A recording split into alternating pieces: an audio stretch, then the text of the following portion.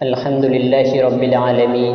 والصلاة والسلام علی اشرف الانبیاء والمرسلین نبینا محمد وعلی آلہ وصحبہ اجمعین، اما بعد۔ روز محشر میں شفاعت پانے والوں میں مختلف لوگ ہوں گے، اور وہاں پر بندے کے حق میں جو شفاعت قبول کی جائے گی وہ ان کے اعمال کے مطابق اللہ تبارک و تعالی شفاعت قبول کرے گا، اور اعمال کے مطابق شفاعت کی جائے گی۔ نبی کریم صلی اللہ علیہ وسلم کے شفاعت پانے والوں میں سے وہ لوگ ہوں گے، سب سے پہلے ان لوگوں کے حق میں شفاعت قبول کی جائے گی جو لوگ جن کی نیکیاں زیادہ ہوں گی، گناہیں کم ہوں گی، جو بہت ہی زیادہ متقی اور پرہیزگار ہوں گے۔ جن کی نیکیاں زیادہ ہوں گی ان کے حق میں اللہ تبارک و تعالی جلدی سفارش کو قبول کرے گا، اور ان میں سے وہ لوگ ہوں گے جس کو اللہ تبارک و تعالی نبی کریم صلی اللہ علیہ وسلم کے سفارش کے ذریعے سے، ان کی شفاعت سے ان کو بغیر حساب و کتاب کے جنت میں داخل کرے گا۔ ان کی نیکیاں زیادہ ہوں گی، گناہ بہت کم ہوں گے، تو اللہ تبارک و تعالی نبی کریم صلی اللہ علیہ وسلم کے شفاعت کے ذریعے سے انہیں بغیر حساب و کتاب میں کے جنت میں داخل کرے گا۔ اسی طریقے سے اس کے بعد وہ لوگ ہوں گے جن کے گناہ اور نیکی دونوں برابر ہوں گی، جن کے نیکیاں بھی برابر ہوں گی، گناہ بھی برابر ہوگی، تو نبی کریم صلی اللہ علیہ وسلم ان کے حق میں سفارش کریں گے، پھر انہیں سفارش کی وجہ سے اللہ تبارک و تعالی انہیں جنت میں داخل کر دے گا۔ اسی طریقے سے اس کے بعد وہ لوگ ہوں گے جن کے نیکیاں کم ہوں گی اور گناہ زیادہ ہوں گے، جن کو جہنم میں جانے کا فیصلہ جن کے حق میں کیا جا چکا ہوگا، تو ان کے حق میں بھی نبی کریم صلی اللہ علیہ وسلم شفاعت کریں گے، اور پھر انہیں نبی کریم صلی اللہ علیہ وسلم کے شفاعت کے ذریعے سے اللہ تبارک و تعالی انہیں بھی جنت میں داخل کر دے گا۔ اسی طریقے سے یہ وہ لوگ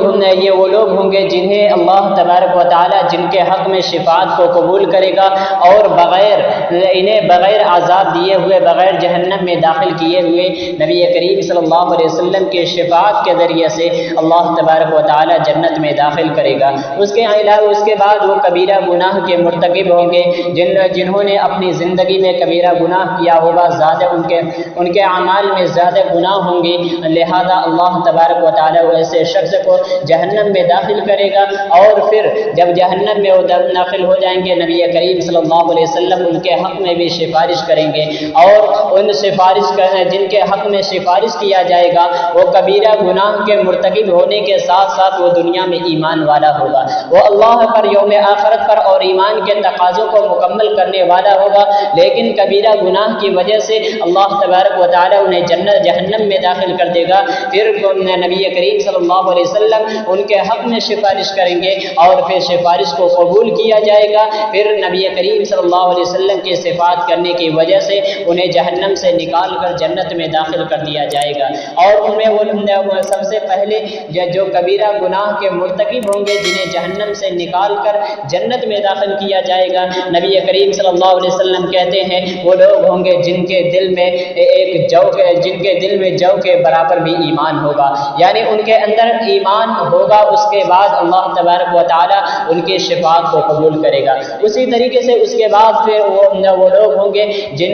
کے اندر اس سے بھی کم ایمان ہوگا، اور اسی طریقے سے رائی کے دانے کے برابر یا چیونٹی کے برابر ایمان ہوگا، اور انہیں بھی اللہ تبارک و تعالی جہنم میں داخل کرے گا، اور عذاب دینے کے بعد نبی کریم صلی اللہ علیہ وسلم ان کے حق میں بھی سفارش کریں گے، لہذا اللہ تعالی ان کے بھی سفارش قبول کرے گا۔ اور اس کے بعد آخر میں یہاں تک کہ نبی کریم صلی اللہ علیہ وسلم اپنے امتی کے متعلق سفارش کرتے رہیں گے، حتیٰ کہ اس شخص کو بھی جہنم سے نکال دیا جائے گا جن کے دل میں رائی کے دانے کے برابر یا اس سے بھی کم ایمان ہوگا۔ تو ان تمام باتوں سے یہ بات واضح ہے کہ شفاعت اسی شخص کے حق میں قبول کی جائے گی، جنت میں وہی شخص داخل ہوگا جس کے اندر ایمان ہوگا۔ سب سے پہلے ایمان ہونا چاہیے، اور ایمان کے لیے عقیدے کی درستگی ضروری ہے، ایمان کے لیے عقیدہ صحیح ہونا چاہیے۔ تو جس کے اندر ایمان ہوگا اس کے حق میں سفارش قبول کی جائے گی، اور حتیٰ کہ ذرہ برابر بھی ایمان والے کو اللہ تبارک و تعالی جنت میں داخل کر دے گا، نبی کریم صلی اللہ علیہ وسلم کے شفاعت کو ان کے حق میں قبول کرے گا۔ تو اللہ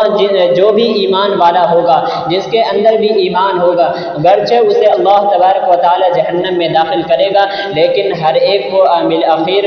جہنم سے نکال کر جنت میں داخل کر دیا جائے گا۔ تو نبی کریم صلی اللہ علیہ وسلم کی شفاعت ہر اس شخص کے لیے ہوگی جو ایمان والا ہوگا، جس کا عقیدہ درست ہوگا، جنہوں نے اپنے عقیدے کی اصلاح کی ہوگی، ایمان والا اور متقی ہوگا۔ لیکن جو شخص جتنا ہی زیادہ متقی اور پرہیزگار ہوگا، عمل کرنے والا ہوگا، نیکیوں میں سبقت کرنے والا ہوگا، نبی کریم صلی اللہ علیہ وسلم کی شفاعت ان کے حق میں جلدی قبول کیا جائے گا، اور ایسے شخص کو اللہ تبارک و تعالی بغیر حساب کے اور اسی طریقے سے بغیر کسی سزا کے جنت میں داخل کرے گا۔ لہذا ہمیں چاہیے کہ ہم ایسے اعمال کریں اور زیادہ سے زیادہ نیک اعمال کریں، تاکہ اللہ تبارک و تعالی القیامت کے دن ہمیں بھی ان لوگوں میں شامل کرے جو لوگ بغیر حساب و کتاب اور بغیر سزا کے جنت میں داخل ہوں گے۔ لہذا ہمیں چاہیے کہ ہم اللہ تبارک و تعالی سے اس کے متعلق سوال کریں، اپنے عقیدے کی اصلاح کریں اور نیکیوں میں سبقت کرنے والے بنیں، زیادہ سے زیادہ نیکی کریں اور اللہ تبارک و تعالی کے یہاں تاکہ نبی کریم صلی اللہ علیہ وسلم کے ہم شفاعت کو حاصل کر سکیں، نبی کے شفاعت کا مستحق ہو سکیں۔ الہ العالمین سے دعا ہے کہ رب العالمین ہم تمام مسلمانوں کو نیک اعمال کرنے اور اپنی اصلاح کرنے کی توفیق عطا فرما۔ آمین۔ وآخر دعوانا ان الحمد للہ رب العالمین۔